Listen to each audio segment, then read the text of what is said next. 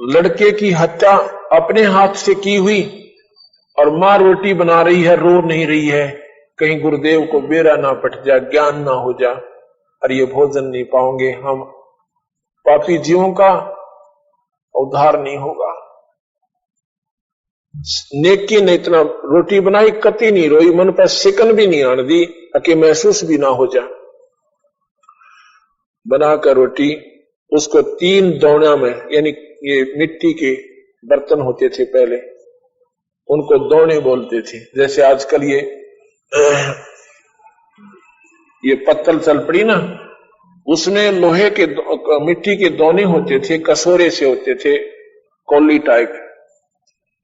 उन 3 दोनों में वह सारी सब्जी बना, रोटी राटी बनाकर दर दी।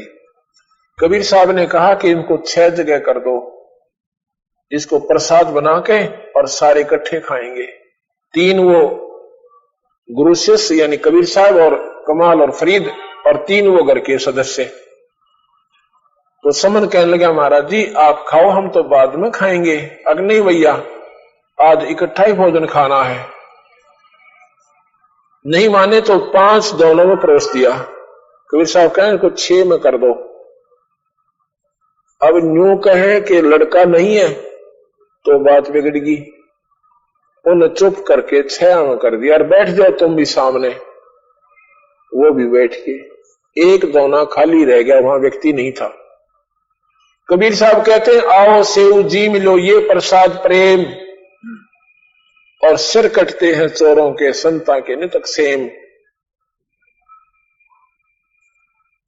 सेव धड़ पे शीश चढ़ा और बैठा पंगत माही, नहीं गहरा गर्दन के यो ओ से नहीं। ओए होए वो धड़, वो शीश उठ के अपने आप उस सेव की धड़ पर लग के और जीवित होकर बच्चा पंगत में आकर बैठ जाता है। उसके निशान भी नहीं था कि गर्दन कटे हुआ कि नहीं। बोल सतगुरुदेव की। बंदी छोड़ कबीर साहिब। तो माता पिता को शक हो गया कि ये सेव वही है या कोई और जादू का तो नहीं बन गया। उन्हें गर्दन से वो हटा के कपड़ा देखा, अंदर जाके देखा, वहां पर खून पड़ा हुआ था, लड़के की धड़ और शीश नहीं थी। चरना मगर का फूट फूट कर ओपरे, ए परवरदिगार आप कैसे आना हुआ, इस तुष्ट जीव के ऊपर क्यों कर रहम किया। कहने लगा, भाई आज के बाद तो 1 नंबर का सेठ होगा इस नगर में। उसके बाद वो सम्मन 1 नंबर का रईस आदमी बन गया और उनकी मुक्ति भी बन गई। बोल सतगुरुदेव की जय। बंदी छोड़ महाराज की जय। तुम कर दो पल में पार हो जा रजा तेरी, तुम ओ रजा तेरी महाराज हो जा, तेरी महाराज हो जा रजा तेरी, तुम करे दो पल।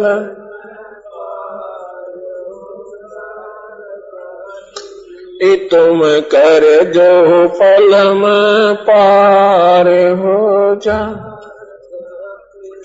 रजा तेरी महाराज हो जा मेरा, हो जा रजा तेरी, तुम कर दो पल।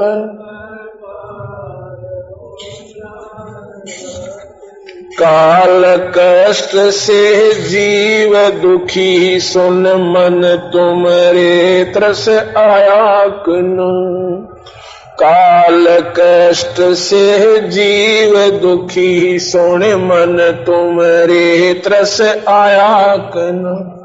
सतलोक को छोड़ के सतगुरु, इस काल लोक में आया कुनु। सतलोक को त्याग कर सतगुरु, इस काल लोक में आया कुनु। तपत शिला पे जीव जले थे, उनको देख दुख पाया कुनु। वहाँ खूब हुई तकरार निरंजन गेल तेरी, वहाँ तकरार निरंजन गेल तेरी, तुम कर दो पल में पार हो जा, तुम कर दो पल में पार हो जा रजा, और जा तेरी महाराज हो जा मेर तेरी, आज जिस पे रजा तेरी, तुम कर दो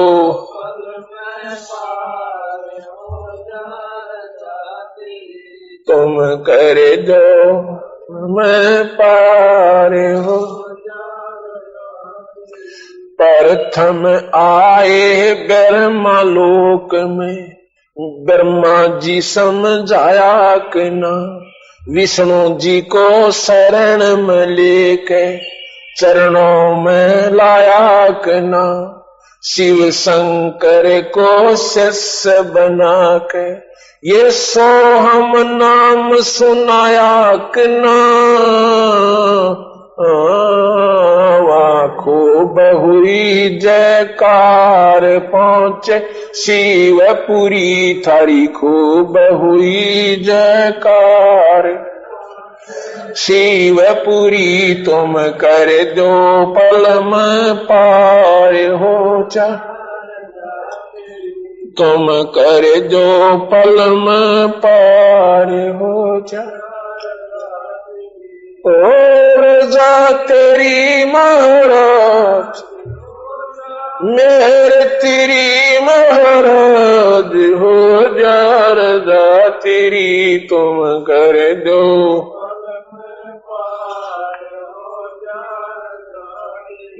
तुम कर दो हो जा रजा। लहर तारा में कमल के फूल पे बालक बन दिखलाया कना, नीरू नीमा गए नानको वहां जुलाहे न पाया कना, काजी आए नाम धरन को नाम कबीर धरवाया कना, तुम पूर्ण ब्रह्म करतार बन गए कबीर हरि, तुम पूर्ण ब्रह्म करतार कबीर हरि, तुम कर दो ओ जा रजा तेरी, तुम कर दो पल में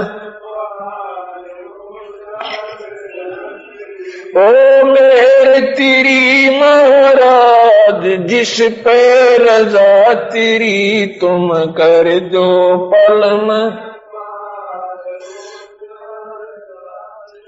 मथुरापुरी में धर्मदास को आके आप चेताया कना, कर्म कांड में उलझा प्राणी सतमार्ग दर्शाया कना, एक ब्रह्मांड 21 युवराज काल का नो सुन के धड़का खाया कना,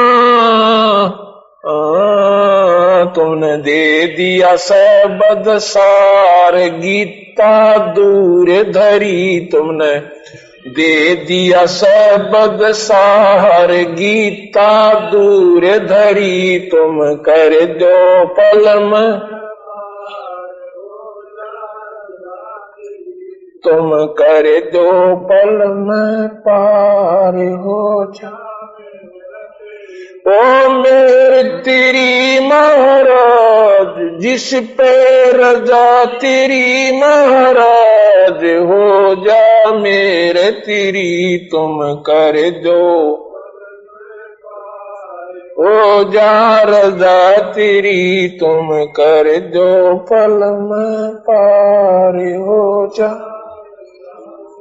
बलख बुखार में संत कैद किए आके आप छुटवाए कना, महला पे ऊंट और महल सरा कही सुन के कर आए कि ना।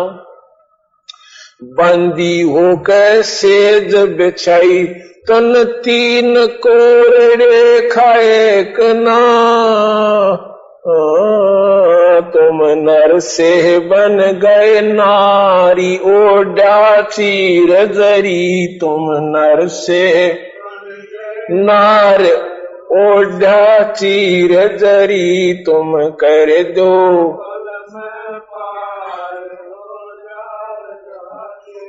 तुम कर दो पल में पार। ओ मेरे तेरी महाराज हो जा महाराज जिस पे मेरे तेरी। तुम कर दो पल। रामानंद योग में उलझे उस होकर सुलझाए कि ना। सुपथ सुदर नीरु निम सुपथ सुदर्शन पश को शरण में लेके अपने वचन निभाए कि ना।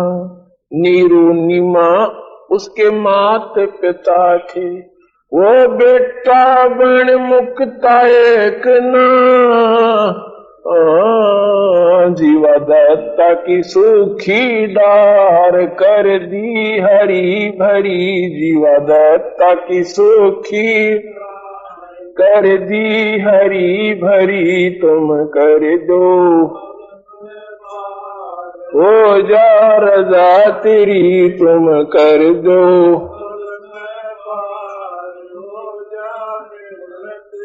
ओ मेहर तेरी महाराज हो जा रजा।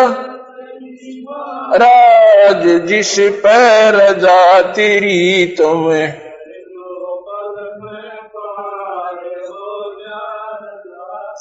गरीब दास गए गऊ चरावण दूध के प्याले पिए कि ना। छोड़ानी में ग्रंथ की रचना कर न्यारे भेद दिए कि ना। रामदेवानंद संत तुम्हारे अपनी शरणा लिए कि ना।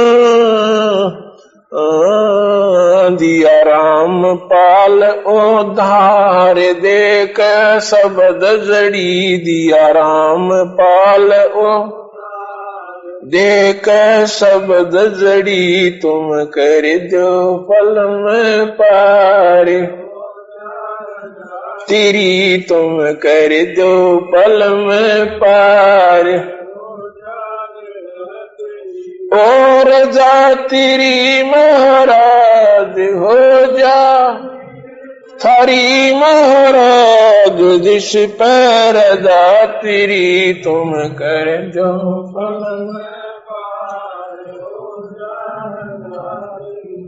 सत साहिब। अब इसमें आपने सुना कि काल कष्ट से जीव दुखी सुन ये मन तुम्हारे तरस आया कि ना। सतलोक ने त्याग के सतगुर इस काल लोक में आया कि ना। तपत सला पर जीव जड़े थे उनको देख दुख पाया कि ना। वहां खूब हुई तकरार निरंजन गेल तेरी। अब आप सुनना ध्यान तो भक्तजनों। आपने ज्ञान बहुत सुन रखा है क्योंकि भक्त आत्मा आत्म कल्याण के लिए ये सोचकर कि कोई भी संत आता है सत्संग जरूर सुनना चाहिए। बिल्कुल ठीक है। जब तक आप सत्संग में जाते रहिए जब तक सही संत आपको नहीं मिलेगा, क्योंकि विचार सुनने से जानकारी होती है और जहां तक आपको ज्ञान होता है वो ज्ञान आपको सहयोग देगा सतगुरु कबीर साहब की इस सत भक्ति की तरफ अग्रसर होने में। बार बार मैं इन बातों को क्यों दोहरा रहा हूं, क्योंकि जो मैं बात बता रहा हूं आप नादान बच्चे हो, अभी इस ज्ञान के बारे में आपको कतई ज्ञान नहीं है। आप बिल्कुल अनभिज्ञ हो इस मार्ग में। जैसे छोटा सा बालक होता है ना, छोटा सा बच्चा, वो पिताजी से पूछता है कि पिताजी या दादाजी ये क्या है? वो बच्चा कहता है बेटा ये माइक है। वो कहता है क्या? ये माइक है। वो फिर कहता है क्या? ये माइक है। वो फिर कहता है क्या? क्योंकि उसको जो पिताजी कह रहे हैं वह बात समझ में नहीं आ रही कि ये माइक है या नहीं है। और जब वो सियाना हो जाएगा एक बार ही कहेंगे बेटा ये माइक है, इसको उठा कर ला। वो माइक उठा क्या ला? ये कि माइक है, ये आपने मंगाया था। तो आज आप जो है एक क्या शब्द है आपके पास, मैं जो बता रहा हूं आपको ये लगेगा क्या ऐसा होगा, आपके नहीं जचेगी। फिर सुनना, फिर सुनना और फिर सुनना। इसको कई बार सुनने से आप सियाने बन जाओगे और फिर मैं जो भी बात कहूंगा आपको सच होगी, क्योंकि ये शास्त्रों पर आधारित है। जो माइक पर मैं बोल रहा हूं इसका एक एक अक्षर का जवाब देना होता है। ऐसे नहीं कोई उठ पटांग मार दे यहां का। एक भी शास्त्र से बाहर बात नहीं होगी, शास्त्र आपको मानने पड़ेंगे। शास्त्र ये भी है कबीर साहब की वाणी, कबीर सागर, शब्दावली बीजक, और शास्त्र ये भी है गरीबदास जी ने ज्यों का तो वर्णन किया हुआ है, जिसमें रामायण, महाभारत, गीता, भागवत और सतलोक की महिमा। और शास्त्र ये भी है गीता जी, वेद और पुराण, सुख सागर, महाभारत, रामायण, ये भी शास्त्र है। इन शास्त्रों के अंदर ये बातें जो मैं आपको बता रहा हूं, और इनसे बाहर जो है वो अब बता रहा हूं। इनसे बाहर वो क्या चीज है वो बता रहा हूं आपको, कि आपने गीता जी में सुना है कि मैं काल हूं भाई और सब जीवों को खाता हूं। जब भगवान इसी बूंदी सकल में, जिसने देखन ते कालजा दड़के, और वो सबको खा रहा है, देवताओं को भी खा रहा है, ऋषियों को भी खा रहा है। और अर्जुन कह रहा भगवान आप तो ऋषियों को भी खा रहे हो जो आपके गुणगान कर रहे हैं। तो वो कहता अर्जुन मैं ना छोड़ूं एक ने, क्योंकि मैं काल सुबाई और सबको खाता हूं। और उस काल की आप पूजा कर रहे हो।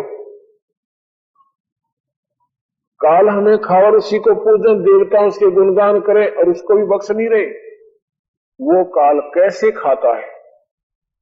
ये शरीर नहीं खाने का, ये तो खोखा है, कवर है। इसके अंदर एक सूक्ष्म शरीर है, सूक्ष्म के अंदर एक कारण शरीर है, एक महाकारण शरीर है, उसके अंदर एक कवल्य शरीर भी है, और उसके अंदर ये जीवात्मा का असली स्वरूप है। इस काल निरंजन ने, जो ब्रह्मा विष्णु महेश के पिता हैं, सनातन भगवान जिसे कहते हैं, ब्रह्म जिसे कहते हैं, इसने क्या कर रखा है? इस काल ने इस जीव का असली स्वरूप खत्म कर रखा है। इसके ऊपर ये कवर चढ़ा दिए। इसका असली स्वरूप है 16 सूर्य का प्रकाश, यानी इतनी रोशनी है इस जीवात्मा की। लेकिन इसके ऊपर अपनी जो कारीगरी था, इसने अपने वो सूक्ष्म शरीर में लाकर छोड़ दिया। उस सूक्ष्म शरीर को फिर कभी कुत्ते के शरीर में प्रवेश कर देता है, कभी गधी बना देता है, कभी गधा बना देता है, और ऐसे इसका सिस्टम चलता रहता है। ये 1 लाख जीव खाता है रोजाना। एक भक्त ने प्रश्न किया कि महाराज जी हमने ये नहीं बात समझ में आई कि जीव तो अमर बचाते हैं, वो मरता नहीं, ये खाता कैसे है? हाँ कैसे खाता, बिल्कुल सही है, जीव अमर है, ये मरता नहीं। इसके अंदर जो खोखे में, इस कवर में एक शरीर जीव है, और वो सूक्ष्म शरीर के अंदर है। इसके अंदर सूक्ष्म शरीर है,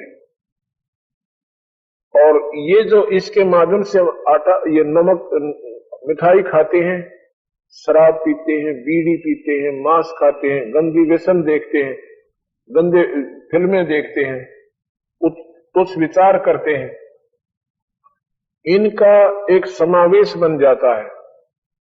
इस शरीर के अंदर जो आवश्यक चीजें हैं, जैसे मांस बन गया, हड्डी की वृद्धि के लिए काम आया भोजन, और बाकी खून बना, नाड़ियों की वृद्धि बनी, बाकी त्वचा बनी, इसकी सारी व्यवस्था। उसके बाद एक और मैटर बनता है, जैसे इसमें खून न्यारा बनता है, वीर्य न्यारा बनता है, यानी और इसी प्रकार उनका भी एक और सूक्ष्म चीज बनती है।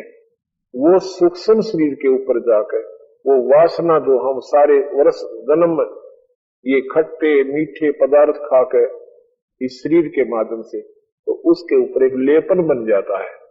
किसके ऊपर? सूक्ष्म शरीर के ऊपर।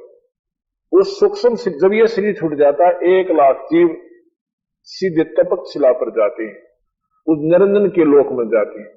कहते हैं 13 दिन इस व्यक्ति जीव का मालूम नहीं होता ये कहां है, इसलिए इसकी कोई 13वीं बनाता है, कोई 17वीं बनाता है।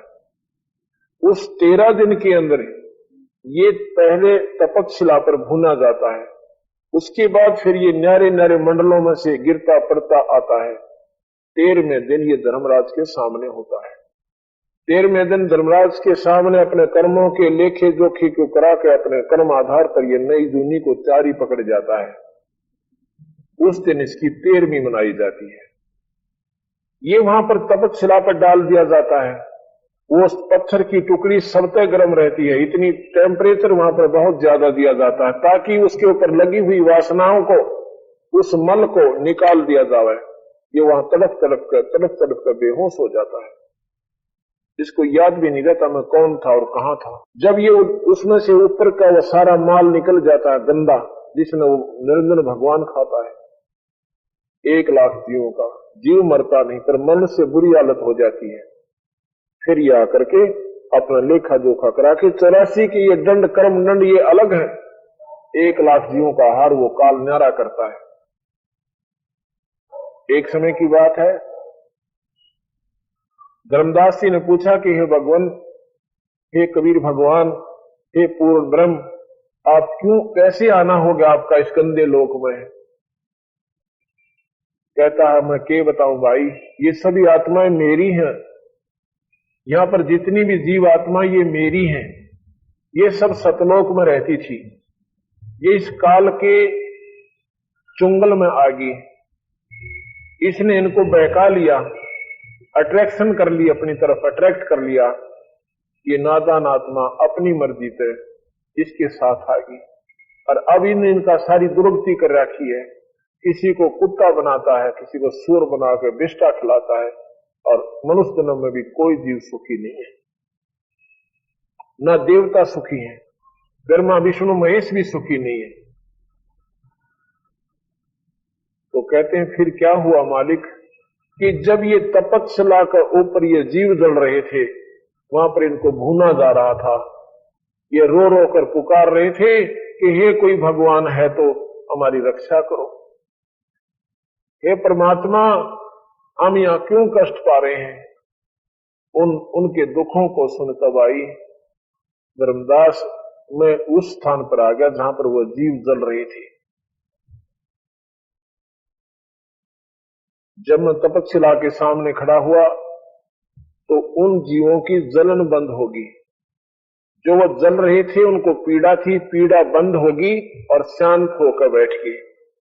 और जब सामने मुझे देखा तो चरणों में प्रणाम करते हैं, कहते हैं हे भगवान आप कौन हो? कि मैं भगवान हूं भाई, मैं परमात्मा हूं, मैं पूर्ण ब्रह्म हूं। कहते हैं भगवान फिर हम यहां कौन से कर्म का दंड भोग रहे हैं? कहा कि ये बिना कर्म का दंड है तुम्हें, ये बिना कर्म का दंड है। वो क्यों मालिक? कि तुम जिस भगवान की पूजा कर रहे थे उस काल की, जो गीता में कहता मैं काल हूं सबको खाऊंगा, उस काल ने तुम्हें यहां डाल रखा है, अपना 1,00,000 जीवों का ये आहार प्रतिदिन करता है। उसमें पंडित लोग भी थे जो वेदों के ज्ञाता थे, वहां पर देवता लोग भी थे, उसमें लिख रखा देवताओं को भी खा रहा है, तो वो देवता भी थे, वह ऋषि भी थे, क्योंकि देवता भी मरते हैं, देवता भी मरते हैं, उनका शरीर छूट जाता है, फिर उनको भी वहां भूना जाता है। एक बार यहां से भी जाते हैं, ये सब मिला करके 1,00,000 की रोज कोटा पूरा कर लेता वो कालबली, जो ब्रह्मा विष्णु महेश का पिताजी है, जिसको सनातन भगवान कहते हैं। तो जी वहां जब मैं वहां पर आकर खड़ा हुआ तो मुझे मेरे चरणों में गिर जाते हैं, भगवान हमने बचा लो। वो कहता है कि जब मैं मृत मंडल में जाता हूं और तुम्हें कहता हूं कि तुम ये साधना कर रहे हो, ये तुम्हें हानिकारक होगी, तुम काल की पूजा कर रहे हो, चाहे तुम ब्रह्मा की कर रहे हो, चाहे विष्णु की कर रहे हो, चाहे माता की कर रहे हो, चाहे शिव की कर रहे हो, ये काल की पूजा है। क्योंकि ये काल के नीचे हैं, ये काल के अंतर्गत आते हैं। इनकी पूजा करने से आप काल से बाहर नहीं हो सकते। ठीक है, इनकी पूजा से जितनी राहत होगी ये दे देंगे, आपको स्वर्ग भी दे देंगे, गुरु जैसी मुक्ति भी कर देंगे, लेकिन आपका छुटकारा पूर्ण होगा तो मेरी शरण में होगा। लेकिन उस समय तुम मानते नहीं मेरी बातों को, तुम वकील बन जाते हो, इन शास्त्रों के ऊपर आरूढ़ होकर के हमारी बातों को नहीं सुनते। अब तुम्हें बेड़ा पट गया, ज्ञान हो गया, तो वो सभी कहते हैं भगवान हमने बचा लो, अब तो हमारे से गलती बन गई, ये परमात्मा हमारी रक्षा करो। कहने लगा ऐसे नहीं कर सकता, मैं वचनबद्ध हो चुका हूं इस काल के सामने, और तुम अपनी मर्जी से धोखा खाकर इसके साथ आए थे। एक काम करना, जब तुम मृत मंडल में जाओ और किसी भाग्यवान को मनुष्य शरीर प्राप्त हो जाए, बहन या भाई का, स्त्री या पुरुष को, उस समय मेरा कोई नुमाइंदा संत ये ऊट पटांग बात बताता हुआ कहीं मिल जाना तो ना, उससे लाभ जाके नाम ले लेना। नाम लेने के बाद फिर मैं जानो और यो काल जाने, तुम्हारे पास वो काल आ नहीं सकता। और फिर तुम्हें ये तपस्या पर नहीं आना पड़ेगा जिसने मेरा नाम ले लिया, आपको 84 में नहीं जाना पड़ेगा, आपका मनुष्य शरीर होता रहेगा जब तक यहां से पार नहीं होगे। तन्नु बोले जब तुम जाए धरो जग देहा, जब तुम जाए धरो जग नर देहा, तब तुम करना मेरे शब्द स्नेहा। तब मेरे इस नाम के शब्द के ऊपर जो गुरु जी हमारा नुमाइंदा संत देव है, उस पर विश्वास कर लेना, उससे प्यार कर लेना, नाम से लग जाना, फिर मैं जानू और यू काल जाने, ये काल तुम्हारे नजदीक नहीं आएगा। तो उसमें कहते भगवान अब हम क्या करें, अब तो तुम भाई ये खाएगा तुम्हें। इतने में वो काल निरंजन, वो बूंदी शकल का जो गीता में दिखावा समय विराट रूप, वो असली रूप में वहां रहता है। और गीता में लिखा अर्जुन इस रूप को मेरे को कोई नहीं देख सकता, ना वेदों की साधना से, ना यज्ञों से, ना कोई जप से, ना तप से, अर्थात किसी भी प्रकार से इस रूप को जो मैंने आज तुझे दिखा दिया इसको कोई नहीं देख सकता, किसी साधना से भी मेरे पास नहीं आ सकती, इसलिए उसको निराकार मान लिया। क्योंकि वहां ना ब्रह्मा जा सके, ना विष्णु जा सके, ना कोई साधना से उसके पास जा सकता, क्योंकि उसने बीच में ऐसा एक भयंकर एक लपटें छोड़ रखी है। 97 टाइम 97 बार भगवान शिव जी ने, शंकर जी ने चेष्टा की अपने समाधि ऊपर चढ़ाने की, लेकिन वो प्रथम सुन में, द्वितीय तीसरी सुन से वापस आ जाता है। इस काल का तीसरी सुन से ऊपरले सिरे पर इसका अपना लोक है।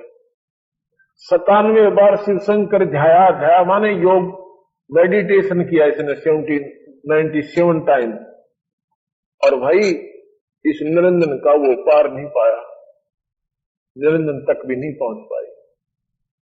इतने में जब वो आता है उसको देखकर सब भयभीत हो जाती है, कहने लगे भाई यूं है उतारा भगवान जिसने तुम पूजा करते और जिसको तुम कहते थे और गीता में पढ़ा करते, अब तुम्हें तुम्हारा माल खाने आया था, पर इसने मेरी शक्ति से तुम यहां बैठे हो, इससे पहले तुम यहां से जा चुके होते। इसके पास वहां ऑटोमेटिक रिमोट कंट्रोल है, वहीं से दबा देता है और तुम यहां से उछल जाते, तुम जाकर के वहां गिर जाते, ये बाद में इस माल में खाता आते।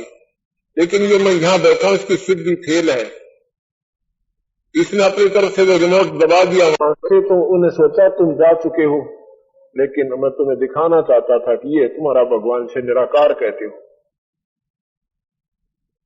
अब उनके वो जीव देख रहे हैं और निरंजन कबीर साहब के ऊपर टूट के पड़ता है कि तू मेरे लोक में क्यों आ गया। कबीर साहब को मारना चाहता है कि परमात्मा थे ये पूर्ण ब्रह्म, अपनी शब्द की शक्ति से इसको मूर्छित कर दिया। जैसे पक्षी की पांख कट जाती है, पंख वो तड़प रहा होता है, ऐसे काल विवश होकर और कबीर साहब के चरणों में गिर जाता है। फिर माफी मांग लेता है और कहता है कि मेरे से अनजानपने में आपके साथ गुस्ताखी मैंने कर दी, आप मुझे माफ कर दो। कर दिया माफ। वो जीव वहां से उड़ा दिए, वो चले गए। अब कहता है, कबीर साहब से पूछता है काल के, आप कहां जा रहे हो मालिक? कि मैं मृत मंडल में जाऊंगा, इन तीनों लोकों में तेरी पोल काट दिखाऊंगा। मैं बताऊंगा कि जिसकी तुम पूजा करे ना जानिए तुम्हें रोज खाएगा, 1 लाख का आहार रोज करता है। तुम्हें असली भगवान का मालूम नहीं, सतलोक में रहता जो पूर्ण परमात्मा, जहां से ये निरंजन भी आया था, जहां से ब्रह्मा विष्णु महेश भी आए थे, और जहीं से तुम आए थे ये माता आई थी, उसकी पूजा करो। तो कहने लगा भगवान ठीक है, आप बेशक अपना मार्गदर्शन करना, पर मैं एक प्रार्थना करना चाहता हूं आपसे। अब करो कि वचनबद्ध हो जाओ। मेरे इस ब्रह्मांड में कुछ त्रुटि रह गई है, वो पूरी करवानी चाहते। अकबोल क्या मांगता है कि 3 युगों में जीव थोड़े ले जाना। कहा कबीर साहब ने कि मैं अपना नाम सतनाम देकर और सार नाम देकर इन जीवों को वापस ले जाऊंगा, अपना ज्ञान देकर। कहने लगे भगवान अपना ज्ञान देकर ले जाना, जबरदस्ती मत करना। आप अपना ज्ञान देना, मैं अपना ज्ञान दूंगा। आपके ज्ञान को स्वीकार कर लें वो आपके, और जो मेरी साधना पारूढ़ है वो मेरे। उनको मैं खाता रहूंगा, पैदा करता रहूंगा, मारता रहूंगा, कुत्ते गधे बनाता रहूंगा। और जो आपके ज्ञान को सुनकर और आपके शरण में आगे वो हमसे न्यारे हो जाएंगे, उनको मैं कुछ नहीं कहूंगा। अच्छा, और 3 युगों में जीव कम ले जाना मालिक, सतयुग त्रेता द्वापर माही, और तीनों युग जीव छोड़े जाए। चौथा युग जब कलयुग आवे, तब शरण जीव हो जावे। चौथे युग में कितने जीव ले जाना भगवान? अच्छा भाई चलो, और क्या चाहता है कि मेरा जो अंश अवतार है, मेरा विष्णु अवतार जो है रामचंद्र बनकर जाएगा, उसकी सीता उठेगी पत्नी, और समुद्र पर पुल नहीं बनेगा, आप वो पुल बनवाना, ये कृपा करना। अच्छा भाई, फिर क्या दूसरा क्या मांगा कि एक मेरा अंश अवतार है कृष्ण, वो एक मंदिर बनवाना चाहोगा जगन्नाथ के नाम से। उस मंदिर को समुद्र नहीं बनने देगा, वो तोड़ा करेगा उसको। आप भेजूंगा। काल बोला उनके पास कुछ सिद्धियां होंगी, उनके बोलने की शैली बहुत अच्छी होगी, और वही इन्हीं शास्त्रों का वो प्रचार किया करेंगे। और आप जाओ, आपका कोई हंस जागा ना, उससे पहले 12 संत इसे भेज दूंगा ब्रह्म इस पृथ्वी मंडल पर हर मजहब में, कि वो अपने अपने पंथ को मेरी ही गुणगान गाकर और पूर्ण रूप से वो प्रफुल्लित करे पाओगे। आपका संत जाएगा जब आपके संत की कोई सुनेगा को नहीं। कहते हैं 12 पंथ 12 यम संसार पठाऊं, तुम्हारा नाम ले पंथ चलाऊं, और 12 पंथ नाम जो ले ही हमरे मुख वो अंश में ही। प्रथम अंश हमारा जाई, पीछे अंश तुम्हारा आई। कबीर साहब कहने लगा भाई ठीक है, तू अपनी चाल चल ले, मैं अपनी चलूंगा। तो वहां से कबीर साहब चलकर कहां आ जाते हैं? ब्रह्मा के पास गए। ब्रह्मा जी से कहा, ब्रह्मा तू वेद पढ़ते हो? अखा खूब पढ़ता हूं। इसमें क्या लिखा है कि एक निराकार भगवान है, ये निराकार ही भगवान विष्णु है। उसी को विष्णु भी कहते हैं, क्योंकि विष्णु पालन करता होता है। विष्णु पालन करता को विष्णु कहते हैं। विष्णु निरंजन भी है, विष्णु उसका पुत्र भी है। जैसे होम मिनिस्टर सेंटर में भी होता है, होम मिनिस्टर राज्य में भी होता है। और ये विष्णु जो है ये निराकार शक्ति है और वो ओम मंत्र उसका जाप है, इसके जाप से उसके गुण हमारे अंदर आ जाते हैं, वो प्राप्त नहीं होता। क्योंकि ब्रह्मा ने 4 युग तक समाधि लगाई थी, फिर भी उस निरंजन के दर्शन नहीं हुए थे। तो कबीर साहब ने कहा ये निराकार भगवान है ना, जिसे तुम निरंकार कहते हो, यही काल है, ये आकार में अपने निरंजन लोक में रहता है, 1 लाख जीवों का रोज आहार करता है। और तुम जो पूजा करा बता रहे हो, ये पूजा निरंजन ब्रह्म तक की है। मैं तुम्हें परब्रह्म और पूर्ण ब्रह्म की पूजा और बताता हूं, तुम ये भी करना और ये भी करना। अच्छा जी, हमें मंजूर है। ब्रह्मा को कबीर साहब ने नाम दिया। आप ये सोचो कि कबीर साहब तो अभी 600 वर्ष पूर्व थे और ब्रह्मा तो बहुत आदि अनादि है। कबीर साहब 4 युगा में आए हैं। सतयुग में सत्सुकृत नाम था, त्रेता में मुनिंदर नाम से, द्वापर में करुणा में नाम से, और अब कबीर नाम से आए थे। तो ब्रह्मा ने उनकी बात को स्वीकार किया। वेदों के यजुर्वेद के 5वें अध्याय का 32वां श्लोक है। 5वें अध्याय का 32वां श्लोक है। उसमें के लिख रखा है कि जिस परमात्मा से, अब चक्कर क्या पड़ रहा है कि ना तो हमने वेद पढ़ दिए किसी ने, ना तो ये शास्त्र आए, ये सारे थे संस्कृत में। अब जिसने जैसे भी हमें बता दिया उसी तरह मिट गए। संस्कृत अपन आया नहीं करती कि हमारे पूर्वज पढ़े लिखे नहीं थे।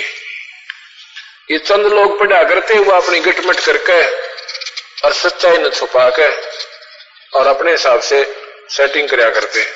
5वें अध्याय का 32वां श्लोक यजुर्वेद, इसमें लिखा है, हे जगदीश्वर, जिस कारण आप कांतिमान हैं, खोटे चलन वाले जीवों के शत्रु व कांत परिचय हैं।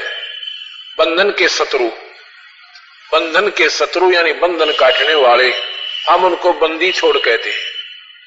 बंदी छोड़ जो बंधन छुटवा दे, यानी बंधनों ने काट दे। इस काल ने अपने बंधन ला रखे, काम क्रोध मोह लोभ अहंकार रूपी 5 रस्से बांध रखे। ये लोहे के रस्से बांध रखे और दिखाई नहीं देते। इन बंधनों को कबीर साहब काट के और सतलोक ले जाते हैं।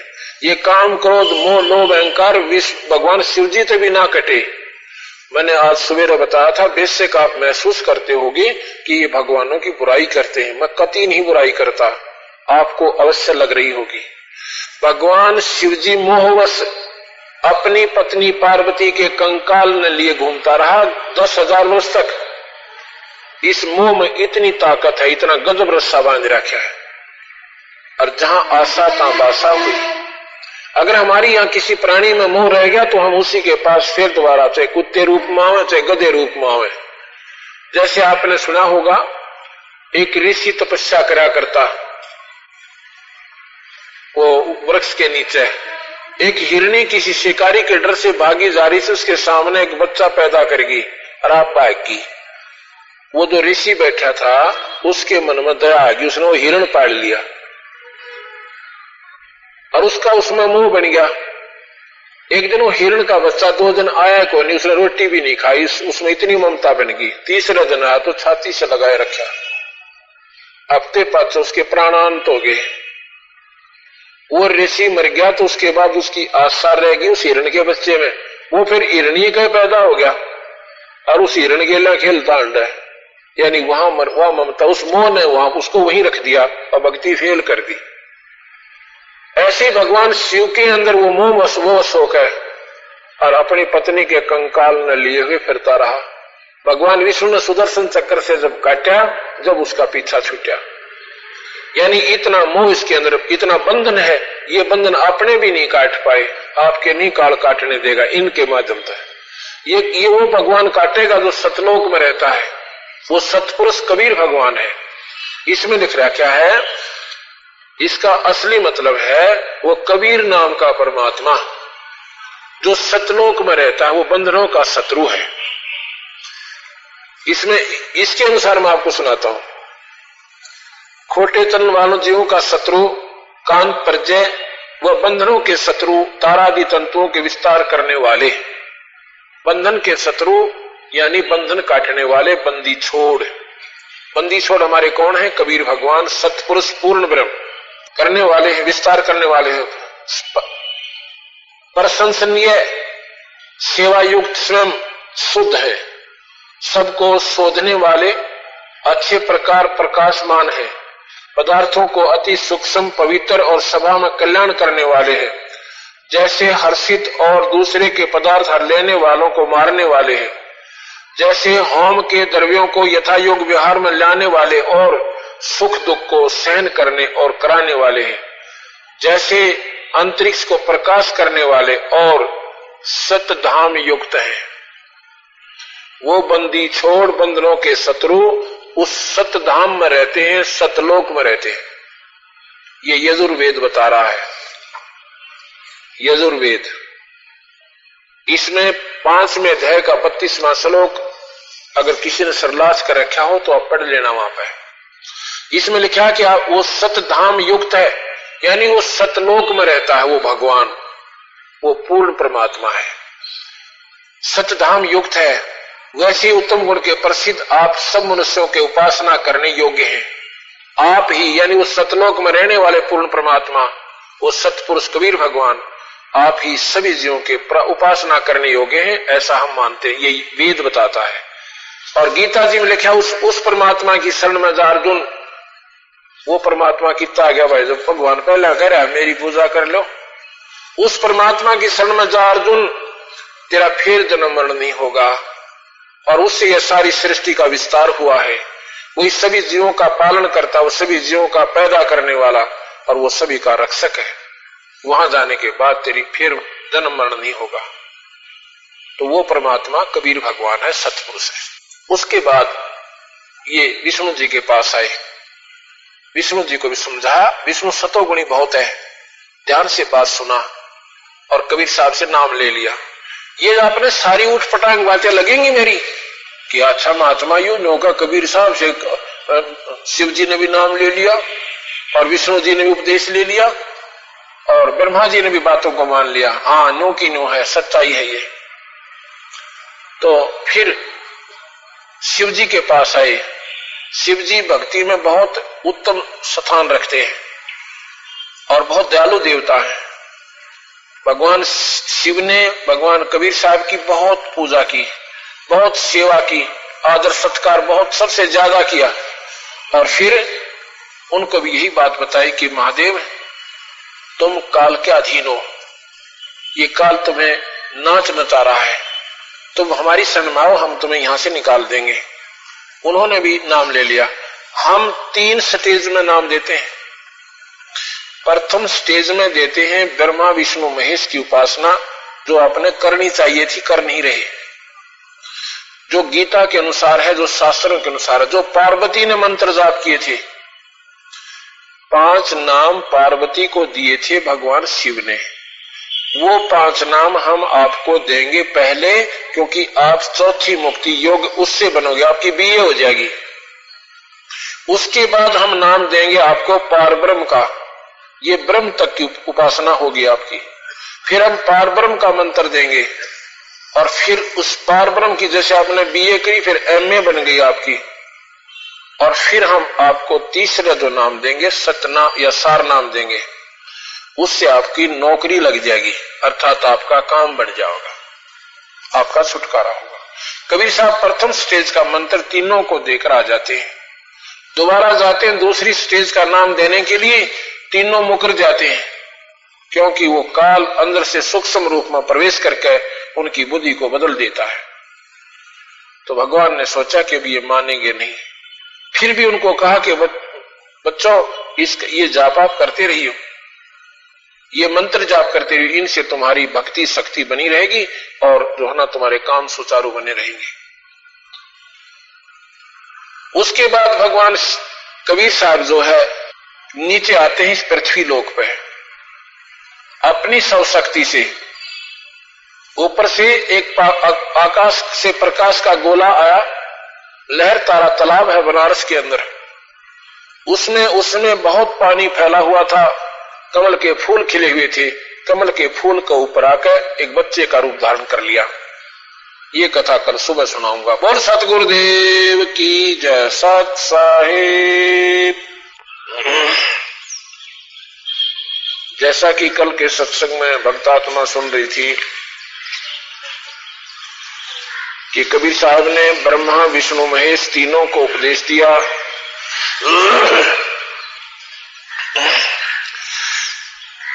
गरीबदास जी महाराज कहते हैं, हम बैरागी ब्रह्म पद सन्यासी महादेव और सोहम मंत्र दिया शिव जी को, वो करे हमारी सेव। कबीर साहब ने शिव भगवान को सोहम मंत्र दे रखा है और वो कबीर भगवान की यानी गुरु रूप में पूजा करते हैं।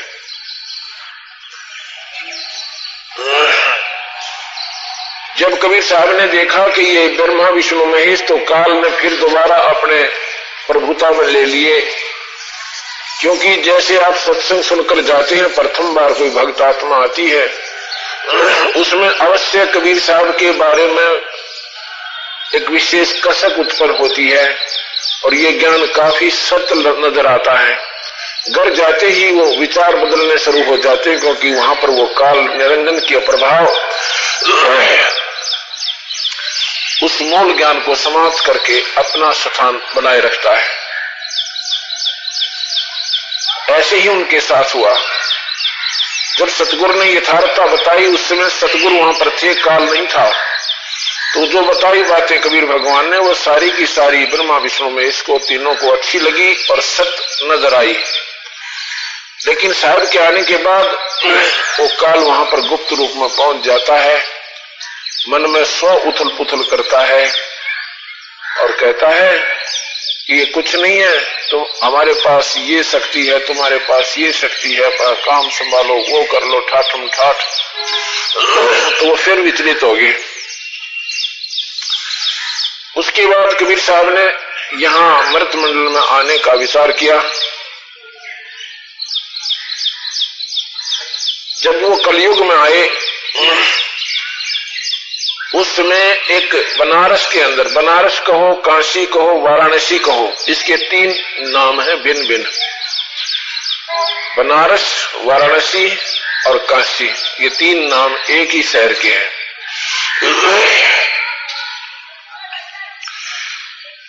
तो काशी के अंदर एक लहर तारा तालाब है। लहर तारा उसका नाम क्यों पड़ा? क्योंकि काशी के साथ से गंगा बहती है। गंगा का पानी जब वो फुल होकर चला करती है 2-3 महीने, वो लहरों के द्वारा उछल उछल कर, वो तरंगों के द्वारा उछल कर वो पटड़ी पार करके वहां एक लंबा चौड़ा क्षेत्र पानी से झील सी थी, वो भर जाता था। तारा उस क्षेत्र का नाम था, उस झील का, तो लहर तारा नाम से वो प्रसिद्ध हो गया। उसमें गंगा का निर्मल स्वच्छ जल भरा रहता था। उसी काशी के अंदर एक गौरी शंकर और सरस्वती नाम के पति पत्नी रहते थे, ब्राह्मण जाति से थे। वो भगवान शिव के बहुत उपासक थे और निस्वार्थ प्रचार किया करते थे। अन्य जो वहां के विद्वान ब्राह्मण पुरुष थे, वो लोगों को स्वार्थवश अपना उल्लू सीधा किया करते थे। वो अपनी निष्काम भाव से, निस्वार्थ भाव से कथाएं किया करते थे भगवान की। काफी चर्चा के विषय बन गए थे। मुसलमानों को तो वैसे ही अच्छा नहीं लगता था, क्योंकि हमने नादानी के कारण हिंदू और मुसलमान के बीच में एक बहुत गहरी खाई बना रखी है, अज्ञानता के कारण बना रखी है। हिंदू मुस्लिम कोई नारे नहीं है, हिंदू कोई बाहर से ऊपर से नहीं आ गए, वही पूर्वज सबके पीछे एक ही थे। तो मुसलमानों तो वैसे ही उनसे चिढ़ते थे और उस समय के वहां के जो ब्राह्मण लोग थे वो भी उनसे अच्छा व्यवहार नहीं रखते थे। इस बात का फायदा मुसलमानों ने उठाया कि इनके साथ ये पंडित लोग भी नहीं हैं और ये बात बहुत बनाते हैं, अपने धर्म का ज्यादा प्रचार करते हैं। उनको जबरदस्ती मुसलमान बना दिया। कैसे बना दिया कि मुसलमानों ने अपना पानी लाकर उनके सारे घर में छिड़क दिया, उनके बर्तना में घेर दिया, उनके मुंह पर का मार दिया और पिला भी दिया जबरदस्ती पकड़ का मुंह, क्योंकि वह तगड़े की चौगर देगा ठाड हुआ कर। तो इस बात का चाहिए तो था उन पंडित लोगों ने, हिंदुओं ने ये कहना कि भाई जबरदस्ती की गई है, तुम्हारी इच्छा नहीं थी और कोई बात नहीं, आप हमारे भाई हैं और फिर डालो गंगा में, क्या फर्क पड़ा, ऐसा पानी छिड़क, पानी तो एक ही जैसा था। लेकिन ऐसा नहीं किया, उन्होंने बहिष्कार कर दिया कि तुम मुसलमान बन गए, आज से हम तुमको अपने भाईचारा से बाहर करते हैं, अपनी जाति से भिन्न करते हैं और गंगा में स्नान करना भी बंद करते हैं। आप गंगा में स्नान नहीं करोगे, गंगा केवल हिंदुओं के लिए है, मुसलमानों के लिए नहीं है।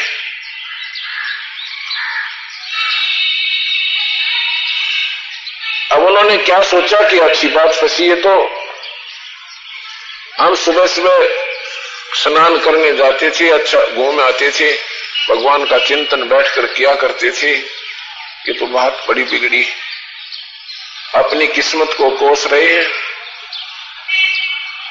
और परमात्मा के चरणों में रो रहे हैं। उन्होंने क्या किया, अपने घर पे खड्डी लगा ली और कपड़ा बुनने का कार्य शुरू कर दिया कि भी कुछ रोजी तो करना ही पड़ेगा। पहले तो कथा कर देते थे, सवता कोई अपनी इच्छा से 10 रुपये दे जाता तो उसको भोजन में प्रयोग कर लेते थे और बाकी को ऐसे ही प्रचार में लगा दिया करते थे, उनका स्वभाव था ऐसा।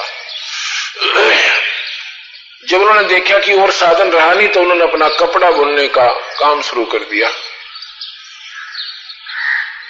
तो जी जिससे उनको जुलाहा कहने लगे, क्यों जैसा कोई काम करेगा उसको वैसे ही उसी नाम से पुकारा जाता है, उसकी वो जाति बन जाती है कर्म आधार पर।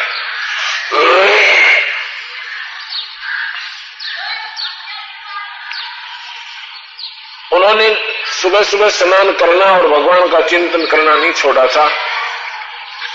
उसके लिए उन्होंने सोचा कि गंगा में स्नान कराना हमारा वर्जित हो गया है, उसके लिए उन्होंने वो लहर तारा तालाब सिलेक्ट किया जो कि उनकी झोंपड़ी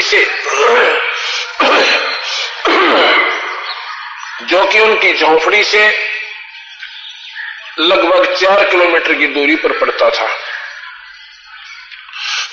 दोनों पति पत्नी, उनके कोई संतान नहीं थी, आयु भी उनकी लगभग 40 वर्ष हो चुकी थी, उनकी कोई संतान नहीं थी। वो दोनों जने अपना भगवान के चिंतन में और जाते जाते ईश्वर चर्चा करते हुए लहर तारा तालाब में स्नान करके वापस आ जाते थे।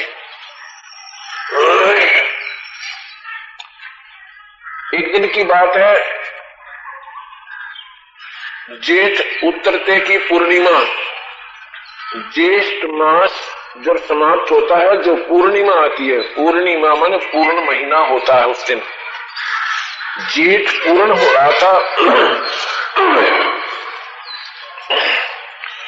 उस दिन वो जा रहे हैं स्नान के लिए ब्रह्म मुहूर्त में। ब्रह्म मुहूर्त होता है सूर्य उदय होने से 1.5 घंटा पहले।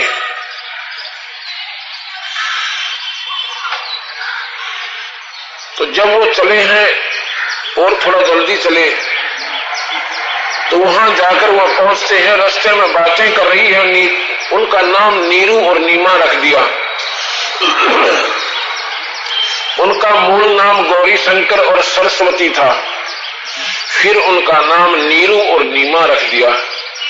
नीमा कहती जा रही है कि हमारे भाग्य में भगवान ने ये क्या किया, हम कैसे अभागी हैं, हमारे लोग दर्शन भी करना नहीं चाहते। कहते हैं तुम निसंतान हो और सुबह सुबह हमें दिखाई ना दिया करो, तुम्हारे दर्शन भी अशुभ है। ये हमारे समाज में एक ऐसी बुरी बीमारी यानी बुराई घर कर चुकी है कि लोग कहेंगे कि तो बेऔलाद है, इसका सुबह सुबह दर्शन ना करिए। अब उन औलाद वाला ने के चाटा बाल के गड़े और भाई फिर उनकी ब्रेन माटी हो है कि उनकी कुमत उनको उनके बच्चों द्वारा कटवाया करे से। ऐसा नहीं होना चाहिए, बल्कि हमारी सिंपैथी होनी चाहिए उस व्यक्ति की साथ। उसको कहना चाहिए कोई बात ना भाई, भगवान के घर में जैसा भी उसकी व्यवस्था है हमने ऐसे ही रहना चाहिए। जिनके संतान है वो कौन से विमान में बैठ कर जाएंगे या कोई ज्यादा सुखी हो जाएंगे। या तो ऐसी बीमारी है जिसका संतान नहीं है वो दुखी, और जिसका संतान से वो महादुखी। एक समय की बात है, एक बुजुर्ग अपनी आंखें देखी बात बताओ। ऐसे ही किसी कोई हमारा दोस्त था यानी, और उसका वो रिश्तेदार पड़ा था। जब हमने ये नाम ले ही लिया था और कभी ऐसे ही कोई सत्संग होता था कहीं कहीं, उसमें हम चले जाते थे। वो कहने लगा एक बार वहां होकर चलेंगे, हमारा रिश्तेदार है उसके वहां घर होके चलेंगे, उसको अधरंग मार गया है। रास्ते में ही पड़ा था, हम स्कूटर ले रखा था, वहां चलो उधर से निकल लेंगे। हम गए तो वहां पंचायत हो रही और वो बूढ़ा बोला जा को ना माड़ा माड़ा सा नौका, अगर देखो रे मेरी रोटी भी बाहर होगी बिन 4 लड़के उसके, आज मेरी रोटी भी बाहर होगी न। इनका जो है ना 4 किले थे, मैंने 16 किले बनाए, मेरे हाथ काले कर लिए, दिन रात लगा रहा। और इनकी इतने ठाठ से शादी करी। वो क्या था कि वो बूढ़ा जो है पहले बर्थडे के मारा, तो 1 महीने में वो बर्थडे वाले भी छिक लिए। कहने लगे भाई मेरे मारे बस का कोई ना, अब मारे थी कि न्यारा दे रखा पिताजिया ने, भाई बाटा बाटा करो 1 महीने इसकी सेवा। तो बाटा बाटा महीना महीना सेवा शुरू कर दी और महीने में भी छिक लिए। यानी उसकी कोई संभाल नहीं बने, 2 दिन नहाए हो जा, टट्टी माए पड़ी रहे उसकी, साफ करें कोई नहीं। आखिर में पंचायत हुई गांव की, उन्होंने फैसला किया भाई या तो इसने संभाल लो और नहीं इसका तरीका ढूंढे। अगर तुम में ढूंढ लो इसका तरीका, क्या ढूंढोगे कि इसके जन्मे जो है ना तारो 16 किले हैं, इस बूढ़े के से 3 साढ़े 3 किले हाउस, हम उसको देंगे जो इसकी सेवा करेगा।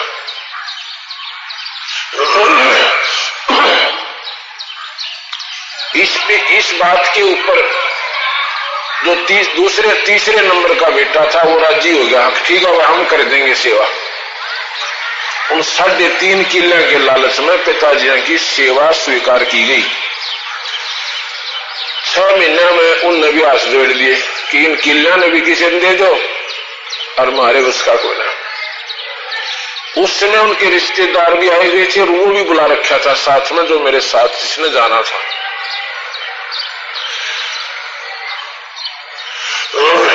तो उसमें क्या फैसला किया गया कि ये 3.5 किले पंचायत वो होगी और ये को नौकर छोड़ेंगे इसके ऊपर। तो उसके बाद और भी शाने थे, उन्होंने बोला भाई नो तो बात नहीं बनेगी। वो लड़के नारे नारे समझाए भाई थारी देख के मैं बात हुई है, तुम्हारा पिताजी है तो कुछ तो सोच लो। अब न्यू है लड़के स्वीकार कर लें तो उनकी पत्नी आकड़ पड़ जाए, क्यों बोले तो तड़के निकल जाए, हमें संभालना तो मनना पड़ा सही। इसकी स्वीकृति से के बनेगा। तो कहने का भाव ये है, मैं तो बोला भाई तू अपना फैसला कर ले, मैं चला, मेरा तो कर्जा पैट गया धर्म देखो, रोनता चला गया मैं सत्संग नहीं देख करो। मैं अरबूडा फेरे उन पोत्या नौकर पड़े पड़े हो जा, बेटिया तो गहरे कर दियो, पोत्या ही कसर रह रही, उन लाड कर, और उसकी रोटी नहीं मिल रही उसको नादान को। हम इतने गिर रखे इस काल में, मैं तो वहां से चल पड़ा, मेरा अपनी देखा जाता है। ये 2-3 चोट मेरे हृदय में तुरंत लाग गई जो मैं सत्संग में लगा, जिससे और स्पीड पकड़ गया। वो हरे तो बूंदा काम सारा था भाई, वो बेटे वाले बने बैठे हैं। यही बात है कि जिनका नहीं है वो वैसे दुखी, जिनका से वो महादुखी। आप देख लेना, सुबह संबल से ही या 12 वर्ष विश्वास, अंत चोट खाली गई डोडे बीच कपास। हम सभी अपनी संतान को उत्तम मानते हैं, अपने बेटे ने कोई बुरा नहीं मानता। जिनके डक के मारे है ना, वो भी अपने बेटे ने लको छपो करने ना मारा कुछ नहीं करता, बिल्कुल ठीक से टट्टू ठीक से थारा, कब तक छुपा रखोगे इस बुराइयों को। तो कहने का भाव मेरा ये है कि यहाँ अमूल्लो पत्तों सी करके अपना सेटिंग सी बना रहे हैं, पर ठीक ठाक कुछ नहीं से। ठीक है तो दोगड़ी भगवान कबीर साहब का नाम उसके चरणों में पड़ा रहना, और जो हो रहा है वो प्रारंभ ही हो रहा है। अच्छे बच्चे हैं तो भी उनके संस्कार से, नकम्मे हैं तो भी वो कर्महीन से, तो वो अपने ऐसे ही भोगेंगे। ठीक है, दुख में दुखी होना भी पड़े से, पर नाम के ऊपर ज्यादा आस्था रखे, इन बातों को विचार में ज्यादा रखे कि यहाँ कोई किसी का कोई नहीं। ये संसार ऐसा बताया जैसे एक तोता होता सुआ, वो एक संभल का पेड़ बहुत बढ़िया, ऐसा लगता है जैसे बड़ा फलदार वृक्ष होगा। जब वो उगता है उसके ऊपर टकटकी बांध लेता है कि ये बड़ा होएगा, इसके बड़े अच्छे फल लगेंगे, मैं खाऊंगा। 12 वर्ष के बाद उसके फल आते हैं, वो फल इतने अच्छे होते हैं जानो इसमें बहुत अच्छा खाने का फल है, और अंत में वो पीले पीले भी हो जाते हैं। और जब वो पीले हो जाते हैं, परिपक्व हो जाते हैं, तो वो तोता न सोचे भी न खा ले, उसमें चौंच मारता है। चौंच मारते उसमें कपास होती है, रुई होती है, उसके जो है ना, जो चौंच मारा क्यों, खाने के लिए, तो अच्छा जोड़ते मारा आदमी। जैसे किसी सब्जी में अच्छी चोखी मिर्च हो और खाने लगे तो आदमी पूरी ठोक उसमें इतनी सारी, और जब वो भीतर डाले, जब वो ऊपर ने मुंह करा है फिर पानी पियो से, उसने मुश्किल हो जाती है, क्या तो बात बिगड़ेगी। ऐसे जब वो चौंच मारी ना खाने की दृष्टि से अच्छी गाइड के लिए, और वो जो उस रुई थी उसके अंदर फंसी चौंच में, उसने जान बचानी मुश्किल होगी। तो यहां कहते हैं सुबह संबल से ही या 12 वर्ष विश्वास, अंत चोट खाली गई व डोडे बीच कपास। तो ये ऐसा संभल कैसा रूख ये संसार है। हमने ये आस ला रखी है बुढ़ापे में सुखी होंगे, बच्चे सयाने हो जाएंगे, इनका ब्याह कर देंगे, अपना काम संभाल लेंगे।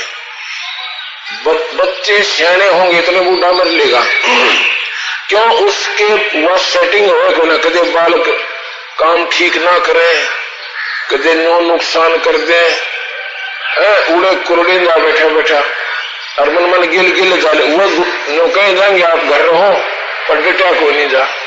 तो ये समस्या उसका दूनी लगेगी। अच्छा, बुढ़ापे में विशेषकर गांव में जो है ना, बूढ़ा की ड्यूटी लगे और पाली जाने की, और बूढ़िया की लगे और पोते पोती खिलाने की। ये भी न कितना ही खिला ले, पाओगी ना खेत में तो बहू, और पोता रोनता पाएगा, 36 मिनट डांट मारेगी, तड़किया की रोनती होगी छोरे ने, और चाहे कितना खिला रही हो और वो सूत बैठ जाए उसमें रोने का, तो उसने जान मुश्किल हो जाए, अगर बूढ़ी ने अकीब रहना के कहेगी।